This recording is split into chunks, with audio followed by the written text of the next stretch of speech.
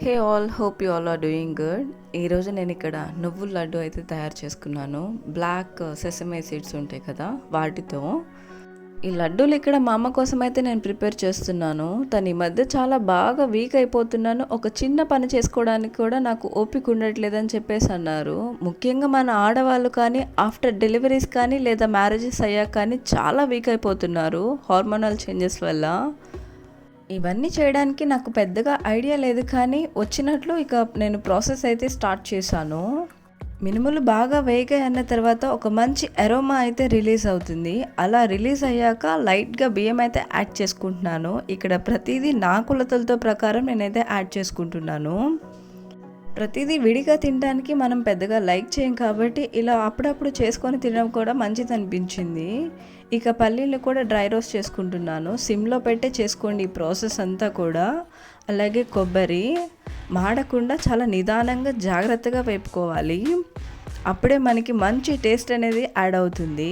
ఆ తర్వాత బాదం, ఇవన్నీ కూడా పూర్తిగా ఓపికతో అయితే చేసుకోవాలి, లేదంటే మొత్తం స్పాయిల్ అవుతుంది అనిపించింది. ఇవన్నీ బాగా చల్లారాక మిక్సీలోకి అయితే వేసుకొని బాగా మెత్తగా గ్రైండ్ చేసుకోవాలి.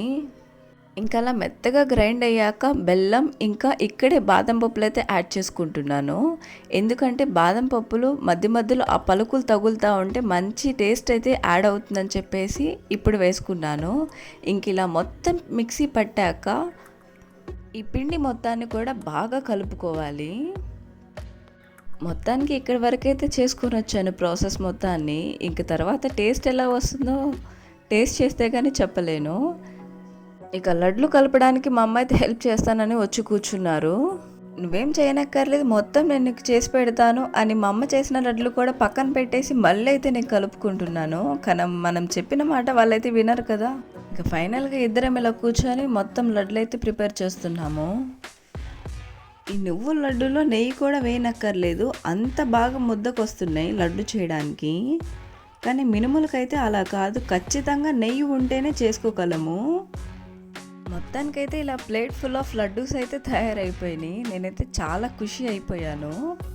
బికాస్ ఇంత హెల్తీ లడ్డు నా చేత్తో నేను స్వయంగా ఫస్ట్ టైం చేసుకున్నాను. చేసేటప్పుడే నేను ఒక లడ్డు టేస్ట్ చేశాను, టేస్ట్ ఎలా ఉందని చెప్పేసి. నిజంగా 100కి 100% చాలా పర్ఫెక్ట్గా వచ్చేసినాయి. ఇది రోజుకొకటి తింటే చాలండి, మన శరీరంలో తెలియకుండానే మనలో ఎన్నో మార్పులు వస్తాయి.